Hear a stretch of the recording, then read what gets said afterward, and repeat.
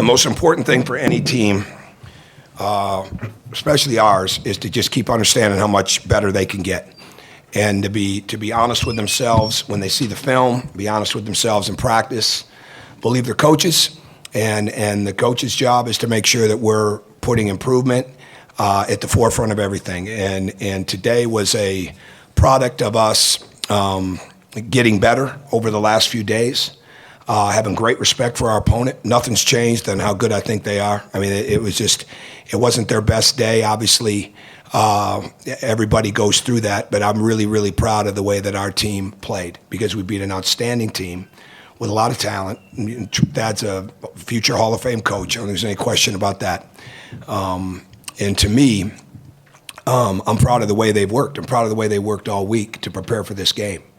Because you can trick yourself sometimes when you're playing well, or you can trick yourself when you're not playing so well. And the most important thing is to shut everything out but how much you want to improve and get better, and how willing you are to make your teammates accountable to that. So if we continue to do that, we're going to continue to improve. And I thought our guys today did a great job of understanding exactly what we had to do. We had to get back on defense. We had to win the defensive rebounding game because they're such a so strong athletically and very aggressive on the offensive glass. And we had to do a much better job of passing the ball, one dribble sooner, one or two more passes more, not probe, but attack, not slow down. In fact, I think we've been playing too slow. And I think our guys saw that on film too. But not try to make things, we were very unselfish. And sometimes our turnovers have come from trying to be almost too unselfish, but we're not making great reads. And today we did a much better job of that because they practiced that way. So those were the keys. 50 deflections was a huge key for us. Obviously some outstanding personal numbers, but most importantly, it was a team mindset, knowing that we were playing an excellent team and our guys rose to the challenge, and very proud of them. So go ahead. First question. Not to get too basic with it, but I guess how good is it for you to see this team maybe feel momentum and just kind of keep pushing? It felt like every time something happened to Ohio State in the first half in particular, your guys just responded by ramping up the energy. Well, they're playing with more passion and fire all the time, and I think that it comes from that, and very committed. And again, when you're aggressive on one end, you're usually going to be on the other end. And we have great respect for how they shoot it, great respect for how they post it. We wanted to be aggressive with our hands and not give them a lot of free looks. And obviously in the second half, we gave up a few too many to guys like Jaquan Lyle, who had an excellent second half. But the bottom line was we had to have 5 guys in around that glass to rebound. So the more that we could attack the ball, the better, and the more we got those defensive boards, the better chance we had to get our break going. So they were committed to that, and we kept that up. We needed to get our second wind a little bit after playing guys so many minutes in the first half, so I went to some quick subs, and I think that helped. And it wasn't a matter of not sustaining intensity in the second half. It was really just a matter of getting that second wind for us. And because they played so hard in the first half, and they played extended minutes because we rode it there for a while at the end of the first half without much subbing.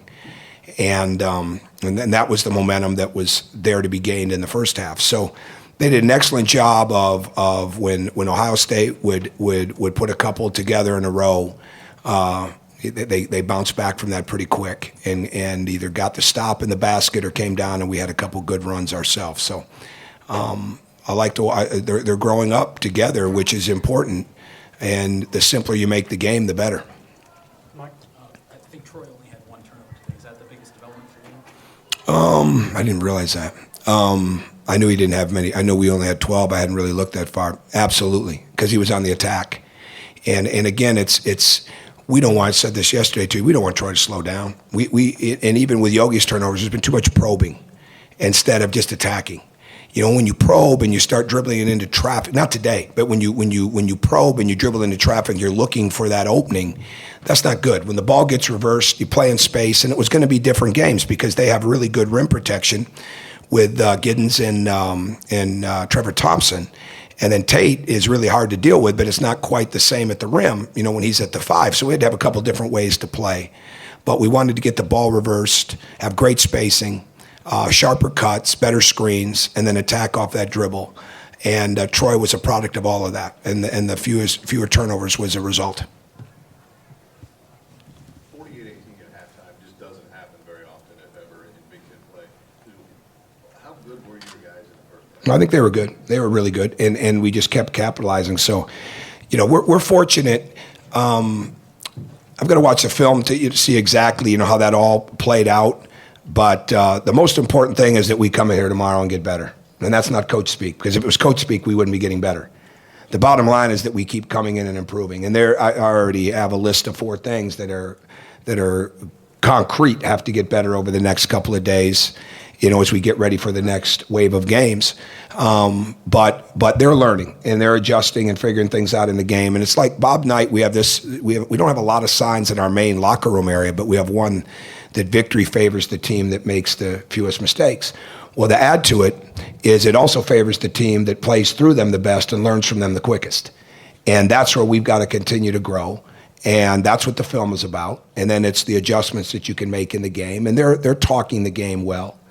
And I think they were excited. They kept gaining energy, but I don't think any of them were awestruck by the fact that they were playing well. We knew we were playing a really good team, and there was not going to be any time to take our foot off the gas with a team like Ohio State, because they have outstanding transition, and because of their length, they can get it. And they have a lot of ways. That's why they're so good. They have a lot of ways to get easy baskets. Whether it's the boards, whether it's the turnovers, whether it's the dunks, the drop-offs, things of that nature. And we had to make sure that we did the best job we could every possession of staying connected. Tom, your defensive communication was very good today, and it has been, it keeps getting better. What's been the key to that? Just the working on it in practice? Well, I think, yeah. I mean, it's a work in progress. I mean, communication always is to me. And we made a couple of adjustments based on their lineups with the screens. And we weren't doing as well when Jaquan hit a couple of threes, in the second half. So to me, I want to watch the film from a 40-minute perspective when I coach them, right? And so we got to keep making sure that communication stays 40 minutes.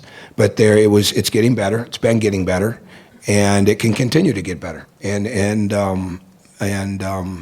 that's what we'll keep striving for. Robert Johnson had his best Big Ten game in a while. Do you think he's beginning to adjust without James out there and finally get more comfortable? Rob is not healthy, and that's a little bit of this. Okay, so we really work through with Rob. Probably an answer to your question, yes, but we all moved better today. We missed James. I mean, let's not kid ourselves. I mean, I saw it 6 minutes into the Rutgers game. It hit me that, he's not here. He's down at the end of the bench. He's not out there. And that's why we can't play slower and allow the help to get fixed earlier. We got to play a little faster. We got to have a better setup for cuts. We got to screen better. We got to move without the ball better. He's not completely healthy, and he hasn't been. But he's working. You can't keep him out of the gym. And I don't practice him every day fully, but it doesn't make any difference. He's out there, and we got to keep working through it. But he's cleared to play, but he's not anywhere near 100%. But he's working very, very hard on his shot, and we don't just practice, things to get ready for the game, and even just some of the basic fundamentals that we need to get better. We really do try to take certain guys every day and create situations for them, whether it's in practice or whether it's in special, workouts, which is going to change maybe a little bit now that we get back to school, because we've had some good time. I'm proud that we never over-practiced these guys, but at the same time, we got a lot better, and Rob's a product of that, and you never have to wonder if he's working on the things that he needs to get better at. Okay, Coach, thank you. Thank you. Did you have one? Go ahead. One follow-up. I mean, I know you never want to lose a player like James, and there's no replacing a player like James, but do you feel There's like not. This team is at a place where it's comfortable with what it has to do? Well, I don't know if it's that. I think we played well today. We're getting better. I mean, you take James Blackman Jr. out of the lineup. I mean, you're taking 16 points a game out of the lineup. You're taking one of the best shooting players in the country here, regardless of position, out of the lineup, and a guy that was getting better. I mean, no grass grows under his feet. I mean, he works. And this is going to be a challenge when we get him back here. We got to help him get his mindset. He was playing excellent. I mean, he was well on the way to achieving his goals and a part of it for us. And even though it wasn't always coming out in the games, you know, defensively or things like that, he was getting a lot better for us. And I mean, you didn't see OG's improvement all the time in the games because it was starting to come in practice, but it had to come more consistently, right? So same thing with James. But it's just a matter of us staying true to our fundamentals and fundamentals over scheme as much as possible, never getting away from the improvement. And now when it comes to James, I've already got a list of things. You know, we've got enough doctors. I don't need to jump into that.